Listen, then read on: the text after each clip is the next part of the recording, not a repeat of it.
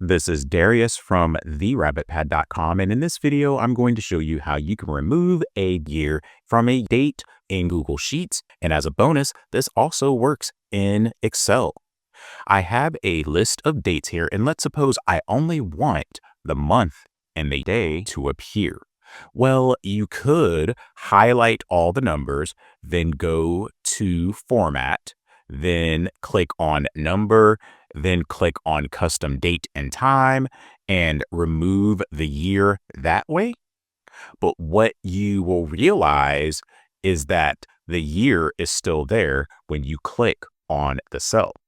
What if you're making a list of different people's birthdays that you want to share with that group of people, but you don't necessarily want to reveal people's ages? This is where the text formula comes in hand.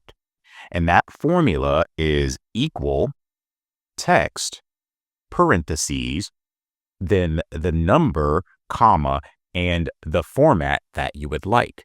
Since I want to change what the dates in column A look like, I'm going to type A1 for that first cell. And then in the format area of the formula, I'm going to type quotation marks MM/DD for month and day. And then I'm going to enclose those quotation marks and then enclose that parentheses. When you do that, now I can only see January 15th. I can't see the 2025.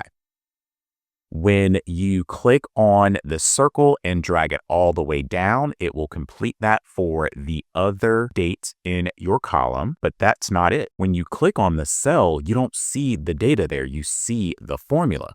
If you want to be able to copy and paste this list of dates anywhere without it being dependent on column A, what I usually do is highlight the cells, copy them, and then paste them elsewhere by using paste special and then values only. So it takes the value and puts it in the cell so that when you click on this, it is the actual data you want instead of it being represented by a formula.